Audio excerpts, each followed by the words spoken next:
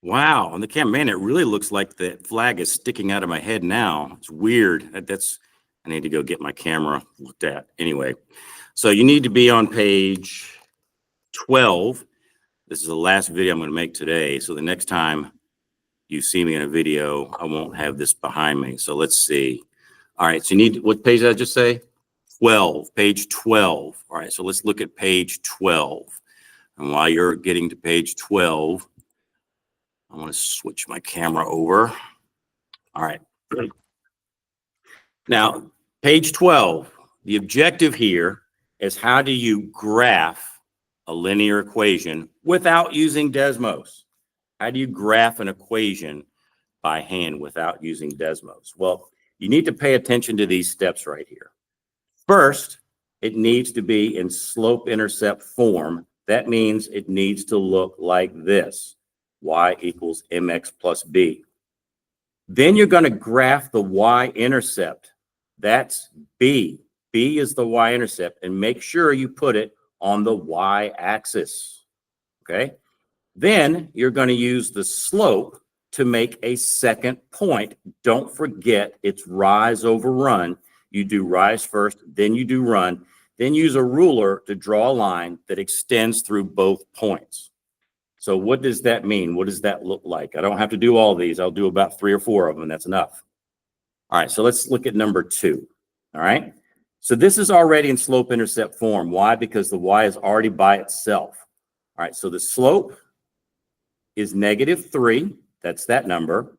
And the y-intercept is -1. So you do the y-intercept first, because you have to do that first. Why do you need to do the y-intercept first?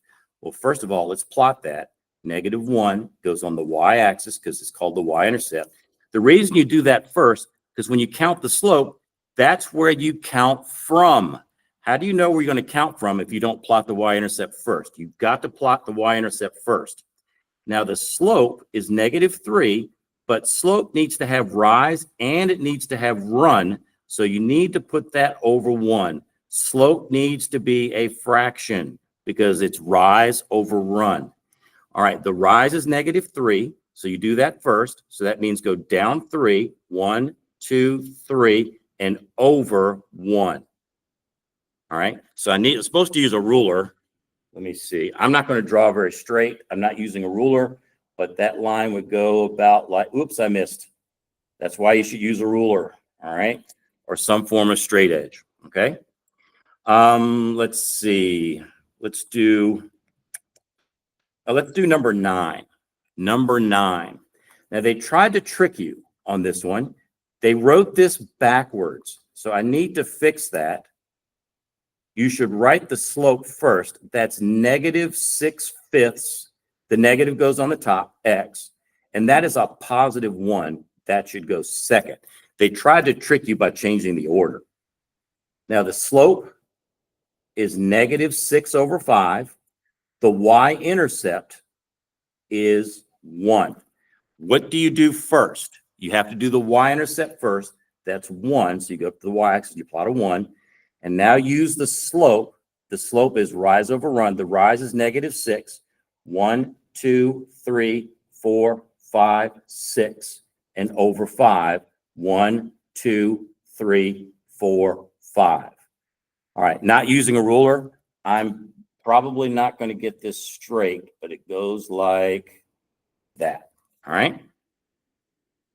Now let's go back and look at number 7. Number 7. All right, notice I don't have a number back here. What does that mean when you don't see a number here? That means that the y-intercept, which is the letter B, is 0. My slope is -4, and you know that slope needs to be a fraction. So where's the y-intercept going to go? You have to do that first. That means it's the origin. It goes right through the middle. The slope is down 4, 1, 2, 3, 4, and over 1. So my line is going to look about like that. Okay. Now I'm going to do one more example. Let's flip this over. Boom. All right. Notice these are all in standard form. What does that mean? Well, you know that means if it's in standard form, you're going to have to get y by itself. All right, so let's just do one example on this page. We'll do number 16. All right, so let me draw this. You got to get y by itself. So you're going to pick up the 10x and you're going to move it to the other side. What happens to that 10x when you move it over? It's going to become negative. That's going to be negative 10x plus 24. All right, now divide everything by negative 8. Divide by negative 8. Divide by negative 8. That's going to mean y is equal to negative 10 over negative 8. That reduces to a positive number. That reduces to 5 over 4x. And 24 divided by negative 8 is negative 3. All right, the y-intercept is negative 3. And my slope is 5 over 4. All right, what do you do first? You do the y-intercept first. That's on negative 3 on the y-axis. How do you count that slope? That is a positive slope. So you go up 5 and you go over 4. 1, 2, 3, 4, 5. 1, 2, 3, 4. Now draw your line. Make sure your line extends all the way across the graph. All right, that's how you graph lines in slope-intercept form and standard form, but you have to convert it first.